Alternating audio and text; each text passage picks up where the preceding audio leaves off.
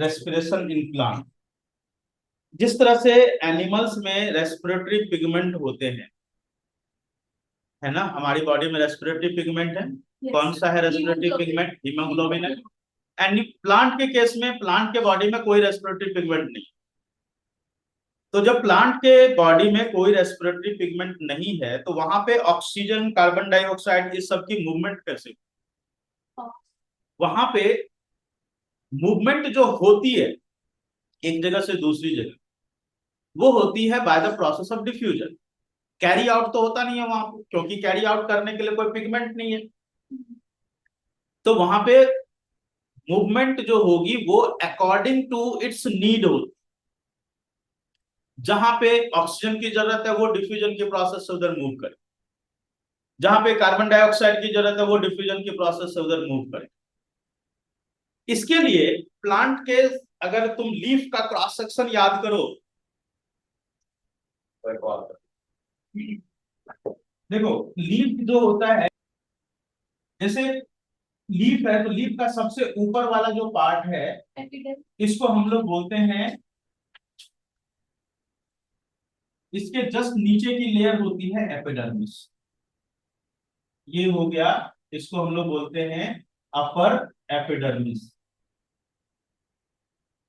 और सबसे ऊपर की जो लेयर है वो क्या होती है? वैक्सी क्यूटिकल। इसको बोलते हैं वैक्सी क्यूटिकल। मैं अभी ड्रॉ कर रहा हूं cross section of leaf, cross section of leaf. तो ये वैक्सी क्यूटिकल सबसे ऊपर की जो लेयर होती है वो वैक्सी क्यों होगी? रीजन क्या है वैक्सी होने के पीछे? हाँ, वहां से ट्रांसपिरेशन की रेट कम हो जाएगी। इसके जस्ट नीचे होगी एपिडर्मिस की लेयर। एपिडर्मिस की जो लेयर होगी वो एपिडर्मिस की लेयर बिल्कुल एकदम इस तरह से होगी कि वहां से कोई भी वाटर की लॉस नहीं हो सकती। इस तरह से एकदम बिल्कुल एक दूसरे से पैक्ड, कोई वाटर की लॉस वहां से पॉसिबल नहीं है। इसके जस्ट नीचे में प्रेजेंट होता है इस तरह के रेक्टेंगुलर, लगभग रेक्टेंगुलर शेप में होते हैं सेल्स प्रेजेंट होते हैं।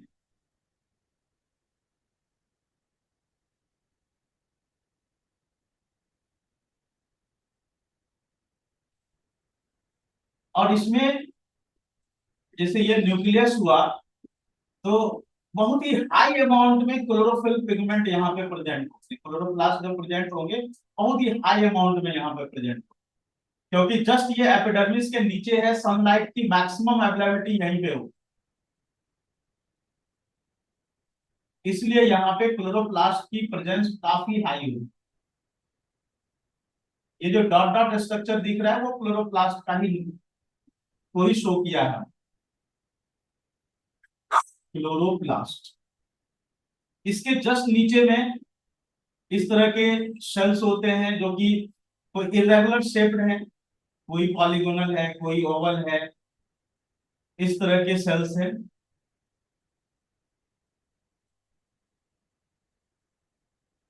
और सबसे नीचे की जो लेयर है वो है लोअर एपिडर्मिस।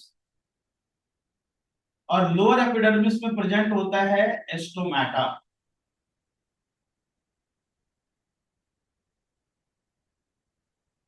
इसको हम लोग बोलते हैं स्पॉन्जी मेसोफिल, स्पॉन्जी मेसोफिल।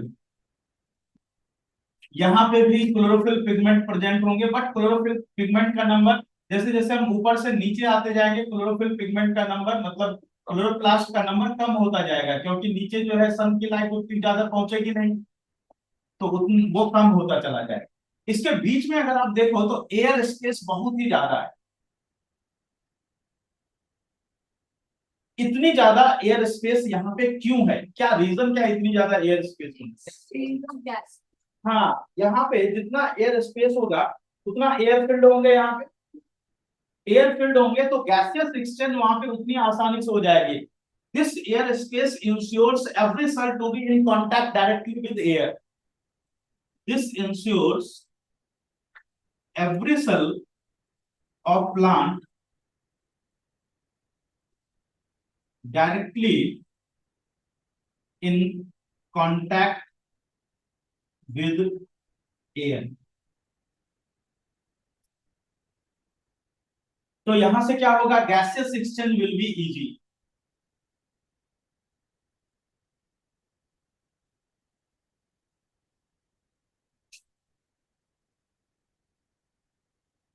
अच्छा, कौन सी गैस किधर मूव करेगी, ऑक्सीजन किधर मूव करेगा, कार्बन डाइऑक्साइड किधर मूव करेगा, ये कौन सी फैक्टर पर डिपेंड करेगा।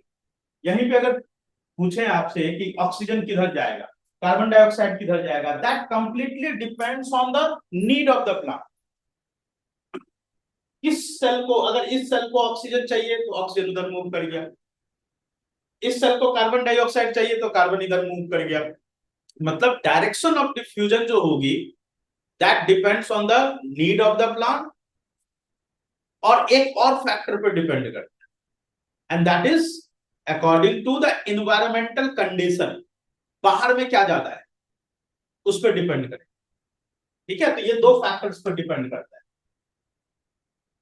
Direction of diffusion of gas, direction of diffusion of gas depends on, सबसे पहला सबसे पहला point, need of the plant.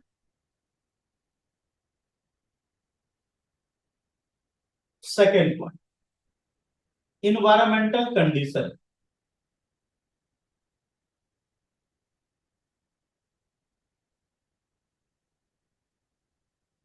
कि है कहां पे कौन सी चीज ज्यादा है, उस पर डिपेंड करे।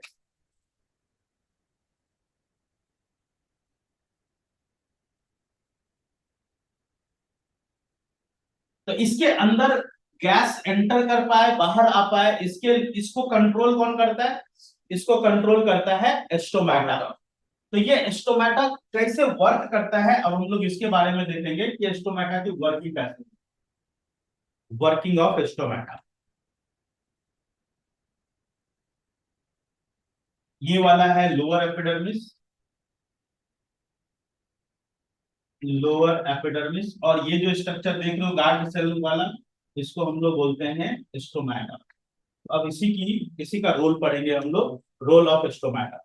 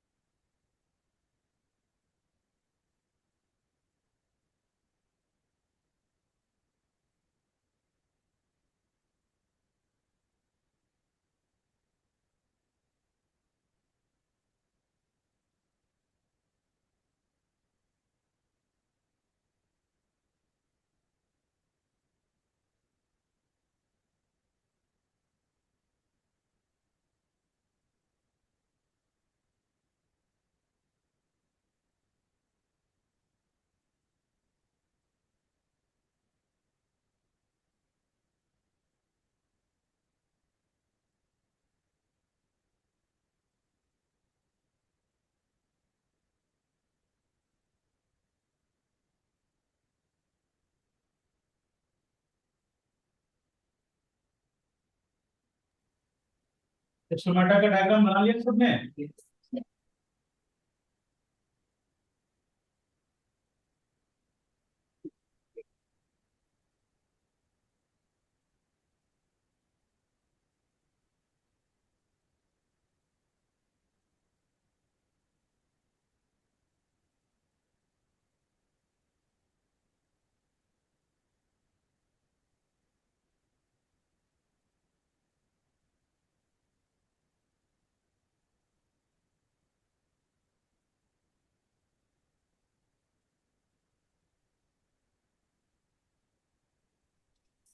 देखो स्टोमेटल पोर को ओपन होने के लिए क्या क्या प्रोसेस करनी पड़े। ये अगल बगल के सेल्स जो हैं इसको हम लोग बोलते हैं इंटरस्टिशियल सेल। कि यहाँ के अगल बगल के इंटरस्टिशियल सेल से, सुनो ध्यान से सुनो, अगल बगल के इंटरस्टिशियल सेल से वाटर मूव करेगा किधर की ओर, गार्ड सेल की। तो ओपनिंग के लिए क्या होता है कि water moves inside guard cell, guard cell के अंदर मूव। इस प्रोसेस को हम लोग क्या बोलेंगे, एंडो ऑस्मोसिस। ठीक है, एंडोऑस्मोसिस बोलेंगे। एंडोऑस्मोसिस से होगा क्या, इससे होगा कि जो गार्ड सेल हैं, guard cells will become turgid. क्या हो जाते हैं, टर्जिड हो जाते हैं। टर्जिड बोले तो हार्ड हो, और जब ये हार्ड हो गया तो क्या हो गया कि इसकी जो स्टोमेटल पोर है that will open, stomatal pore will open. कब ओपन, कब हार्ड हो जाएंगे, वाटर की मूवमेंट जब गार्ड सेल में होगी तो क्या होगा कि ये गार्ड सेल हार्ड हो गया, और हार्ड होने के बाद इसकी जो बीच की ओपनिंग है ये stomatal pore that will open, तब जाकर के गैस उसके अंदर बाहर जो भी एक्सचेंज होना है वो होनी शुरू हो जाए। लेकिन अगर इसी को क्लोज होना है तो जस्ट रिवर्स प्रोसेस, इसकी क्लोजिंग के लिए।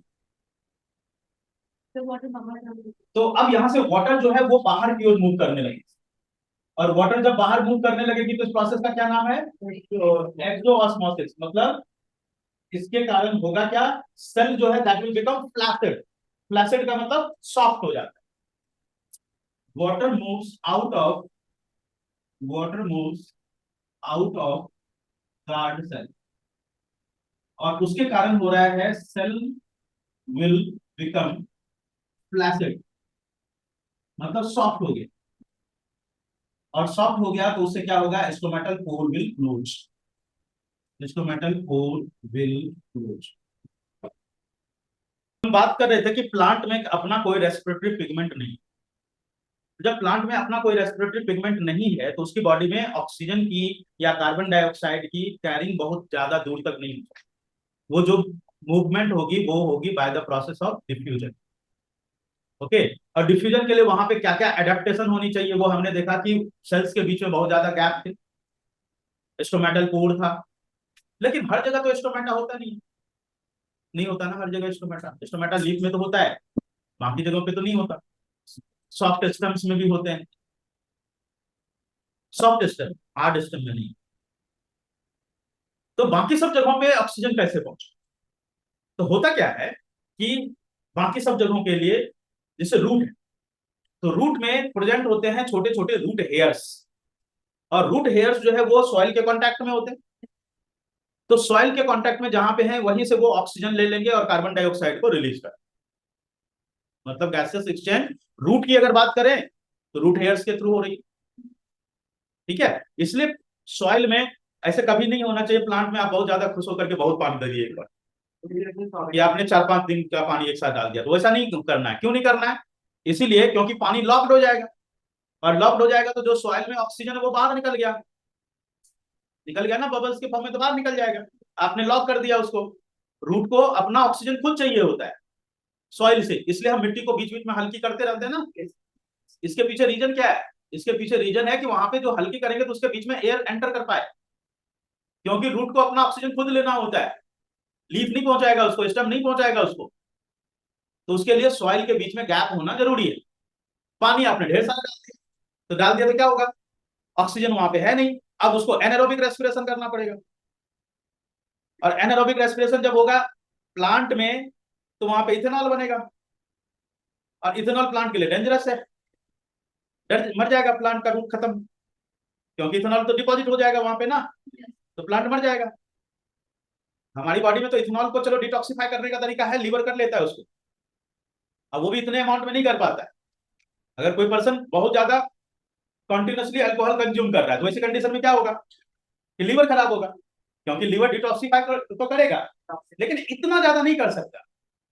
अगर कोई पर्सन डेली अल्कोहल कंज्यूम करता है तो पहले का अल्कोहल डिटॉक्सिफाई हुआ नहीं कि तब तक दूसरा पहुंच गया, फिर वो हुआ नहीं कि तीसरा पहुंच गया, तो अब वो कहां से डिटॉक्सिफाई करेगा, तो वो वहां पे जमा होता जाएगा, और जब जमा होता जाएगा तो लीवर जो है वो क्या होगा, खराब, लीवर खराब है ना। प्लांट में तो कोई तरीका ही नहीं है लीवर को डिटॉक्सिफाई करने का। एनिमल में मतलब हाँ, वो प्लांट में इथेनॉल को डिटॉक्सिफाई करने का या हार्मफुल केमिकल को डिटॉक्सिफाई करने का कोई तरीका नहीं है।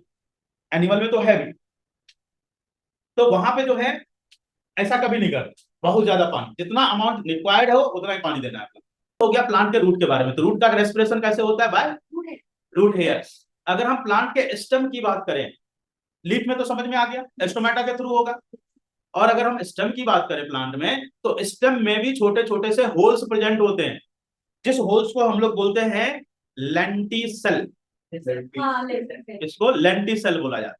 तो लेंटिसेल जो स्टम के ऊपर छोटे छोटे होल्स है, उसके थ्रू वहां पे गैसेस एक्सचेंज होता है। ठीक है, समझ में आया? तो हर पार्ट को अपना ऑक्सीजन खुद लेना होता है, कोई एक जगह से दूसरी जगह पहुंचाता नहीं है। ओके, चलिए तो हम बात करें रेस्पिरेशन इन प्लांट की। तो रेस्पिरेशन इन प्लांट में आ जाएं। रेस्पिरेशन इन प्लांट्स में सबसे पहले एक दो लाइन लिखिए। Plants do not have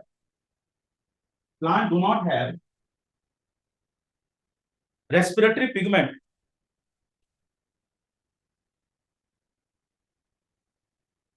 like animal. Do not have respiratory pigment like animal. So every part of the plant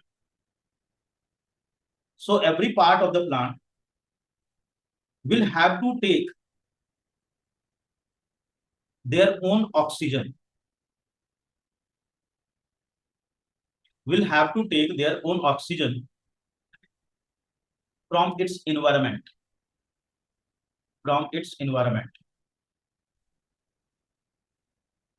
Root will take through root hairs from soil. अगर हम stem की बात करें तो stem will take from lenticel, from air. Leaf की बात करें तो लीफ जो है that will take through stomata, through air. In animals, तो सबसे पहले हम लोग बात करें अमीबा की।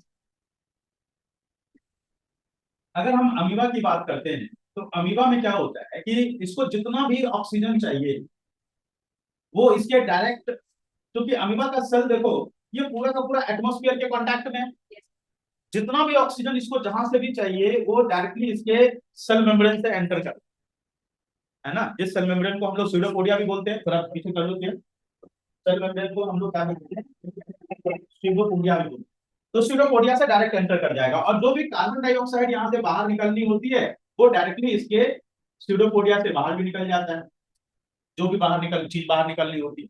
मतलब सिंपल बोले कि डिफ्यूजन की प्रोसेस से इसकी सारी रिक्वायरमेंट कंप्लीट हो जाए। जितना ऑक्सीजन चाहिए अंदर, जितना कार्बन डाइऑक्साइड चाहिए बाहर, एकदम आराम से आ जाएगा। इसमें कोई इसको बहुत ज्यादा चीज की जरूरत नहीं होती। क्यों नहीं जरूरत होती? क्योंकि इसका पूरा का पूरा सेल जो है that is directly in contact with air. जो रिक्वायरमेंट है that will get completed by the process of simple diffusion. हाँ, यूनिसेलुलर भी है, रिक्वायरमेंट भी बहुत ज्यादा नहीं है इसकी, कम रिक्वायरमेंट है। लेकिन अगर हम एक मल्टी सेलुलर ऑर्गेनिज्म की बात करें तो क्या वहां पे सारी रिक्वायरमेंट डिफ्यूजन की प्रोसेस से कंप्लीट होगी? नहीं। यहाँ से क्वेश्चन भी है, लिखवाया भी है क्वेश्चन कि क्वेश्चन क्या था, requirement of oxygen in multi cellular organism जो है वो डिफ्यूजन की प्रोसेस से कंप्लीट नहीं होती। लेकिन अमीबा में सारी चीजें प्रोसेस कंप्लीट हो जाती है। क्यों? क्योंकि छोटा है, रिक्वायरमेंट कम है, यूनिसेलुलर है और पूरी की पूरी सेल जो है that in direct contact with the air. जो रिक्वायरमेंट है सब कंप्लीट हो जाएगा। लेकिन मल्टी सेलुलर में ऐसी बात नहीं है। तो मल्टी सेलुलर, एक तो हमारी सारी सेल्स ही डायरेक्ट कांटेक्ट में नहीं है एयर के, हमारी सारी सेल्स रेस्पिरेट भी नहीं कर सकती। ठीक है, डायरेक्टली कांटेक्ट में नहीं है, रेस्पिरेट भी नहीं कर सकती। और डिफ्यूजन बहुत स्लो प्रोसेस, डिफ्यूजन इतनी स्लो प्रोसेस है कि अगर हम सिर्फ डिफ्यूजन पे ही डिपेंडेंट रहें, हाँ मैंने बताया था ना, लंग्स से टो की सेल तक ऑक्सीजन को पहुंचने में it will take time of 3 years. तो ये सारे रीजन होने के कारण हमारी बॉडी डिफ्यूजन पे डिपेंडेंट नहीं रहती। ओके, क्लियर सबको? अमीबा में लिखे, by the process of diffusion, by the process of diffusion, its requirement of oxygen get completed. है एनीलिडा,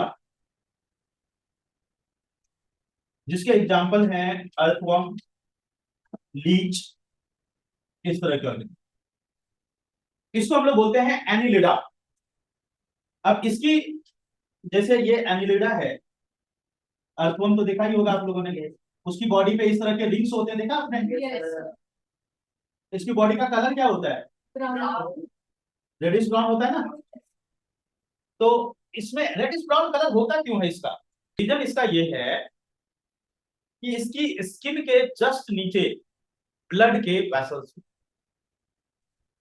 समझ में आया रीजन क्या है? लीच हो चाहे अर्थवर्म, स्किन के जस्ट नीचे क्या होंगे? Blood vessels. तो ये ब्लड का कलर जो है वो वहां पे दिखता है। ओके। अच्छा एक और चीज बताता हूं। आपने कभी देखा है कि किसी का जब हम फोटो क्लिक करते हैं तो उसके आई के बीच वाली पार्ट रेड कलर की आ जाती है? आती है, फ्लैश में आ जाती है। तो वो आई के बीच वाला पार्ट रेड कलर का क्यों आता होगा? सोचिए। एक्चुअली वहां पे जो स्ट्रॉन्ग जब वो तब होता है जब फ्लैश लाइट डालते हैं। वो फ्लैश लाइट आई के बीच वाली जो गैप है वहां से लेंस में एंटर करता है, रेटिना से वापस आता है।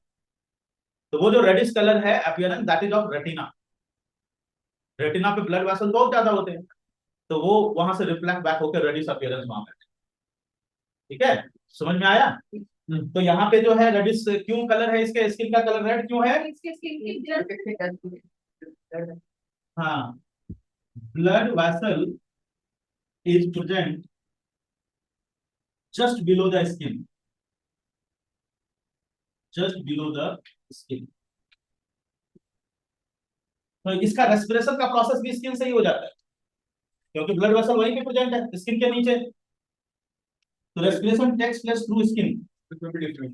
बिल्कुल, respiration takes place through skin. तो चलो नेक्स्ट में आते हैं आर्थ्रोपोडा। आर्थ्रोपोडा किसको बोलते हैं? आर्थ्रोपोडा बोलते हैं इंसेक्ट। जितने भी इंसेक्ट ग्रुप के ऑर्गेनिज्म है उसको हम लोग आर्थ्रोपोडा। इस हाँ, आर्थ्रो का मतलब होता है जॉइंटेड, पोडा का मतलब होता है पैर, जॉइंटेड पैर, जॉइंटेड लेग्स।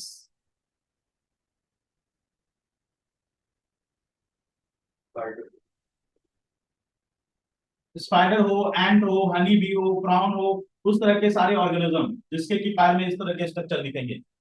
आर्थ्रो मतलब जॉइंटेड, पोडा मतलब पैर, जॉइंटेड लेग्स। तो हेड, थॉरैक्स, एब्डोमेन, बीच वाला। अब इसमें थोरेसिक कैविटी जो है ना, इसमें छोटे छोटे से होल्स प्रेजेंट होते हैं लोअर साइड में। ऊपर वाली पार्ट में तो स्किन ये होगा, ऊपर वाली साइड में होता है पंख स्किन। अगर वो इंसेक्ट में पंख है तो वो ऊपर वाले पार्ट में होगा। लोअर वाले पार्ट में यहाँ पे प्रेजेंट होता है थोरेसिक कैविटी में छोटे छोटे से होल्स। इसको हम लोग बोलते हैं, इसका नाम होता है spiracles. Spiracles are present in thoracic cavity।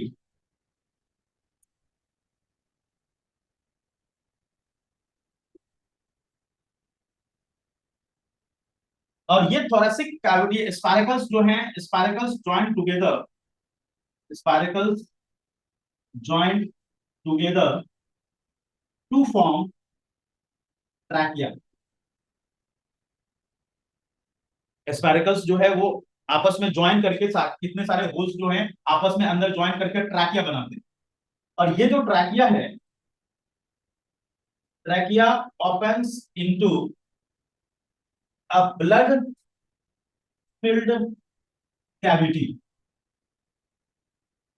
बीच में यहाँ पे ना इसके अंदर में एक ब्लड फिल्ड कैविटी है। सारे के सारे देखो ट्रैकिया आपस में ज्वाइन करके क्या बनाए, क्या बनाए, ये सॉरी, स्पाइरिकल्स आपस में ज्वाइन करके क्या बनाए, ट्रैकिया।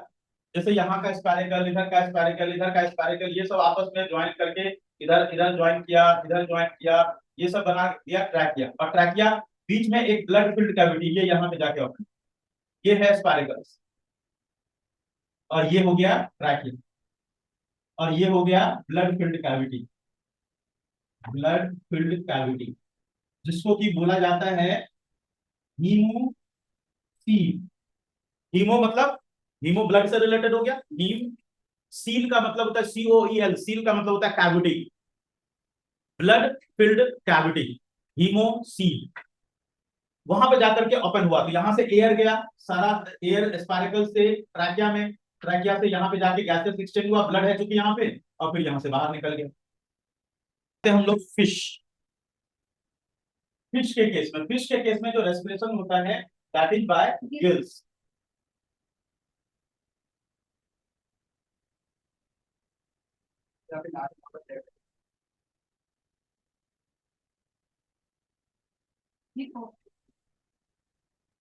ये क्या करता है, फिश क्या करता है, वाटर लिया, अपने एनवायरमेंट से वाटर लिया, इस वाटर में डिजॉल्व है क्या, ऑक्सीजन, और यहाँ पे प्रेजेंट है उसका गिल्स। तो ये वाटर प्लस ऑक्सीजन इस गिल्स के ऊपर से मूव किया। गिल्स जो है उसमें ब्लड वेसल्स काफी हाई होते हैं, बहुत ज्यादा नंबर होते हैं ब्लड वेसल्स, तो इसके ऊपर से वाटर प्लस ऑक्सीजन मूव किया। अब ये ऑक्सीजन गिल्स के अंदर चला गया, ठीक है, गिल्स के अंदर चला गया। गिल्स में क्या है, ब्लड, ब्लड में चला गया ऑक्सीजन, और इस ब्लड में जो कार्बन डाइऑक्साइड था वो इस वाटर के साथ निकल गया बाहर, ठीक है। गिल्स जैसे मान लीजिए ये गिल्स, इसके ऊपर से वाटर फ्लो कर रहे हैं, तो वाटर फ्लो कर रही है, गिल्स जो है गिल्स में से कार्बन डाइऑक्साइड निकल गया बाहर, और जो वाटर में ऑक्सीजन था वो कहां चला गया, गिल्स के अंदर। समझ में आया क्या हुआ, एक्सचेंज हो गई वहां पे। अब वो ब्लड जिसमें ऑक्सीजन हो गया वो चला गया बॉडी के अंदर, समझ में आया। और गिल्स के ऊपर एक कवरिंग होती है, जिस कवरिंग को हम लोग बोलते हैं ऑपरकुलम। गिल्स, ये गिल कवरिंग बोलो, नहीं याद रहे तो गिल्स कवरिंग बोलो, नाम याद रखते हो तो बहुत अच्छी बात है, नहीं याद रखते हो तो फिर गिल्स की कवरिंग बोलो। वहां से जो है वाटर, वाटर और वाटर में के साथ कार्बन डाइऑक्साइड बाहर निकल गया, और ऑक्सीजन चला गया कहां पे, गिल्स के अंदर। इस तरह से एक्सचेंज ऑफ द गैसेज हो गए। समझ में आ गया। चलिए अब हम लोग आ जाते हैं फ्रॉग के बीच। फ्रॉग, फ्रॉग को हम लोग बोलते हैं एम्फीबियन। तो सारे एम्फीबियन फ्रॉग की तरह ही? नहीं, ऐसा नहीं है सारे एम्फीबियन फ्रॉग की तरह ही होंगे। फ्रॉग है, टोड है, सैलमेंडर है, बहुत सारे एम्फीबियंस होते हैं। एम्फीबियंस का मतलब ये नहीं होता कि वो पानी और लैंड दोनों पे, जमीन, पानी और जमीन दोनों पे रहता है, ये मतलब नहीं। ये बड़ा गलत गलत कॉन्सेप्ट है कि जो जमीन पे भी रहेगा पानी पे भी रहेगा उसको एम्फीबियन बोलेंगे, नहीं ऐसा नहीं। एम्फीबियन का मतलब होता है कि जो रहता तो है लैंड पे, लेकिन अपने एग की प्रोडक्शन के लिए जाएगा पानी के अंदर, उसको एम्फीबियन बोलते। ठीक है, ये दिमाग से ये कॉन्सेप्ट हटा दो कि जो पानी में और लैंड पे दोनों पे रहेगा एम्फीबियन बोलेंगे, बिल्कुल नहीं, ये गलत है, कॉन्सेप्ट ही गलत। जो रहेगा पानी पे, जो रहेगा लैंड पे, लेकिन एग की प्रोडक्शन करेगा पानी के अंदर, पानी के अंदर, उस तरह के एनिमल को हम लोग एम्फीबियन। पानी के अंदर कोई पानी के अंदर, अब मान लो कोई भी एनिमल है, स्नेक ही है, पानी के अंदर चला गया, तो क्या उसको एम्फीबियन बोल दो, ऐसा नहीं हो। बहुत सारे बर्ड ऐसे हैं जो पानी के अंदर चले जाते हैं अपना ये खाना वाना खाने के लिए, क्या वो एम्फीबियन हो गया, डक एम्फीबियन है? नहीं, इस तरह का कॉन्सेप्ट गलत है। ठीक है, तो याद क्या रखना, जो रहता तो है पानी पे लेकिन उसके लाइफ का एक साइकिल पानी के अंदर होता है। अब जैसे फ्रॉग है, तो फ्रॉग की जो एग प्रोडक्शन होती है वो कहाँ होती है, एग प्रोड्यूस्ड इन वाटर, और इस एग से क्या बनेंगे, टैडपोल, पढ़ा होगा आप लोगों ने, टैडपोल की प्रोडक्शन होती है। अब ये जो टैडपोल है इसमें जब तक ये पानी के अंदर रहेगा तब तक ये गिल से रेस्पिरेट करेगा, ठीक है।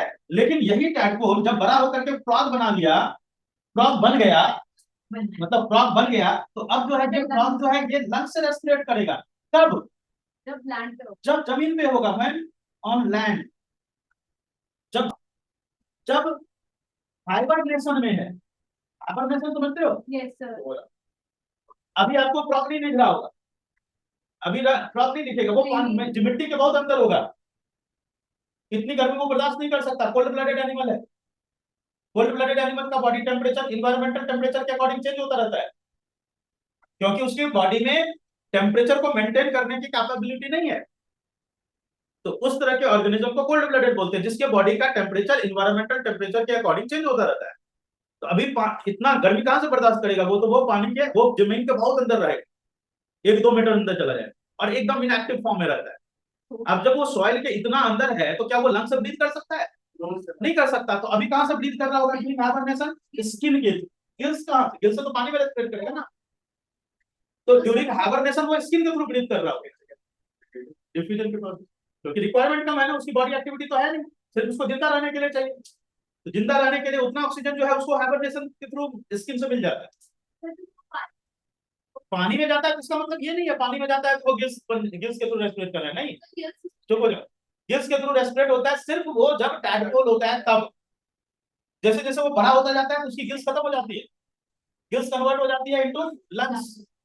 ऐसा नहीं है फ्रॉग कोई भी पानी के अंदर जाएगा तो उसका नाक बाहर निकला रहता है, देखो कभी ध्यान से नहीं देखे हो तो देखो जब तालाब वगैरह के किनारे जाओ कभी वैसी जगह पे जाओ तो देखो तो ये सब चीजें ऑब्जर्व किया करो ना। तो फ्रॉग में तीनों तरह से रेस्पिरेशन होती है, गिल्स के थ्रू, लंग्स के थ्रू और स्किन के थ्रू, तीनों के थ्रू। तो चाहे रेस्पिरेटरी पिगमेंट, रेस्पिरेटरी सरफेस कुछ भी हो, कोई भी हो, चाहे वो अर्थवर्म में स्किन हो, चाहे वो फिश में गिल्स हो, चाहे वो लंग्स हो, कोई भी हो, हर एक रेस्पिरेटरी सरफेस की कुछ खास कॉमन कैरेक्टरिस्टिक कॉमन होगी ही। कोई भी रेस्पिरेटरी सरफेस थिन होगा, एकदम पतला होगा, रुक सुन लो पहले लिखा दूंगा, पतला होगा, एकदम थिन, परमिएबल हो, सो दैट की गैसेस एक्सचेंज वहां से आसानी से। ब्लड वेसल्स की सप्लाई वहां पे बहुत ज्यादा, कोई भी रेस्पिरेटरी सर्विस ब्लड वेसल्स की सप्लाई बहुत ज्यादा, क्योंकि अल्टीमेटली ब्लड को ही पूरी बॉडी में ऑक्सीजन पहुंचा। मॉइस्ट होगा, चाहे कोई भी रेस्पिरेटरी मॉइस्ट हो, मॉइस्ट सरफेस से गैसेस एक्सचेंज आसान हो, बहुत ही लार्ज सरफेस एरिया हो, कोई भी रेस्पिरेटरी सरफेस की सरफेस एरिया बहुत लार्ज हो। अगर हम ह्यूमन के लंग्स की बात करें ना, तो हमारे लंग्स में जो रेस्पिरेटरी सरफेस है एल्वियोलाई जिसको बोलते हैं, उसकी रेस्पिरेटरी सरफेस कितनी बड़ी होती है पता है आप लोगों को? बास्केटबॉल के फील्ड की तरह, tennis ball, yes tennis court 80 metre square के एरिया। अब सोचो 80 मीटर स्क्वायर, हमारे स्किन की सरफेस 1.6 मीटर स्क्वायर है, कॉइल है, वो कॉइल फॉर्म में, ग्रेप्स की तरह, ग्रेप्स का जो बंच होता है ना उसकी तरह। तो इतनी surface area 80 metre square tennis court के बराबर, सोचो इतनी ज्यादा सरफेस एरिया है। तो क्या क्या बताया, थिन होगा, परमेबल होगा, बहुत ज्यादा होंगे, मॉइस्ट होगा, बहुत ज्यादा सरफेस एरिया। वो डायरेक्ट कांटेक्ट में हो या इनडायरेक्ट कांटेक्ट में होगा जरूर, तभी तो गैस वहां पे पहुंच पाएगा।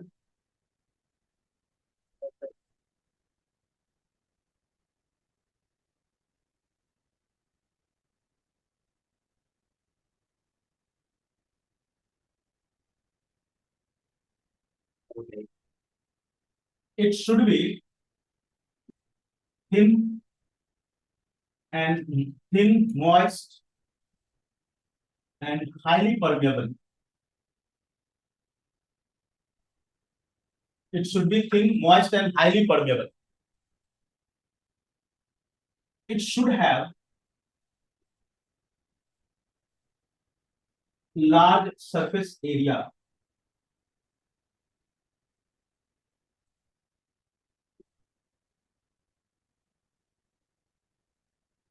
It should have large number of blood vessels. Large number of blood vessels.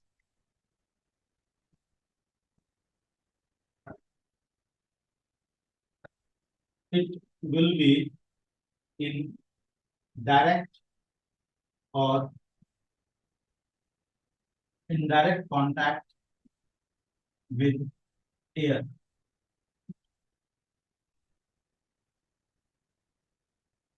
Thin, moist, permeable. It should be. It should have It should have a large number of the blood vessels. Highly vascularized, moist, direct indirect contact with the